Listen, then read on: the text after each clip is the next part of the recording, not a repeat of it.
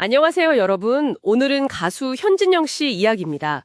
최근에 그 유튜브 이마룡 쇼에 나와서 과거 정신병원에 입원했던 경험을 아주 솔직하게 털어놨는데요. 현진영 씨가 아내 덕분에 그 힘든 시기를 넘겼다 이렇게 고백을 했는데 특히 그 과정이 좀 인상적이요. 아내가 직접 정신병원에 입원을 시켰다는 거죠.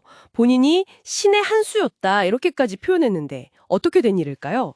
현진영 씨가 만난 지 한 2년 된 아내가 자기를 정신병원에 보냈다 이렇게 밝혔어요. 그 4집 앨범 준비 막바지였는데 그때 뭐 공황장애랑 우울증이 아주 심각했다고 하죠. 상태가 매우 불안정했던 거예요. 네, 맞아요. 그래서 아내가 몸이 아프면 병원에 가는 것처럼 정신적인 문제도 당연히 치료받아야 한다. 이런 식으로 설득을 했다고 합니다. 설득을요? 네, 앨범 발매 바로 전날이었대요. 그 시기적으로도 현진영 씨는 좀 받아들이기 힘들었겠죠? 아내가 너 지금 머리 아픈 것 같으니까 병원 가는 게 맞아. 이렇게 단호하게 입원을 권유했고 그래도 거부하니까 헤어지겠다는 말까지 했다고 하죠. 와, 헤어지겠다. 최후 통첩이네요. 그렇죠. 현진영 씨는 뭐 이미 여러 좀 안 좋은 꼬리표들이 있는데 정신병원 이력까지 더해지는 걸 엄청 두려워했다고 해요.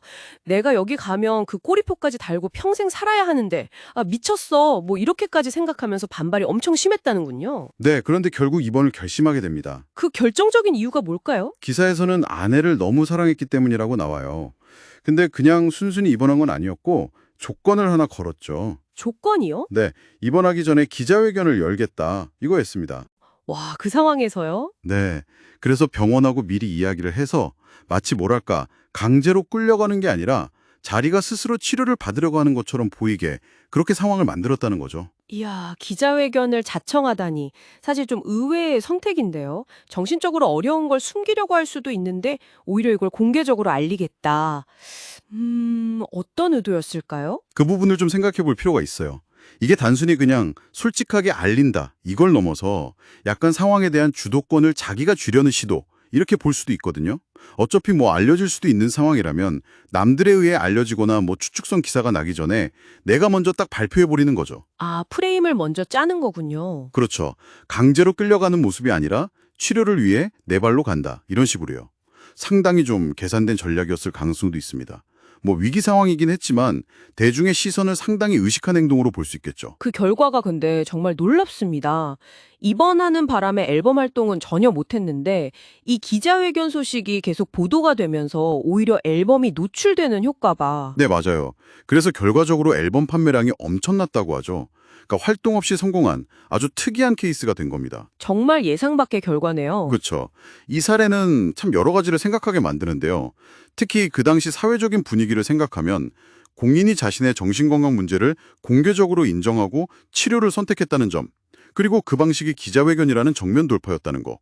이게 상당히 흥미롭습니다.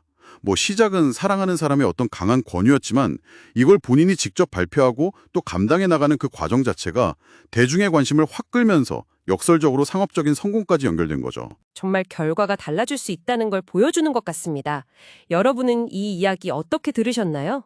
이게 꽤 오래전 일이긴 하지만 오늘날에도 여전히 뭐랄까 유명인이 자신의 좀 약한 부분, 취약성을 드러내는 방식과 또 그걸 바라보는 대중의 반응 사이의 그 복잡한 관계에 대해 생각해보게 하는 것 같아요. 여러분은 이런 솔직함이 어떤 때는 진정성으로 받아들여지고 또 어떤 때는 좀 계산된 전략처럼 비춰질 때도 있을 텐데 그 차이가 어디에 있다고 보시나요? 이 질문을 한번 던져보면서 오늘 이야기 마무리하겠습니다.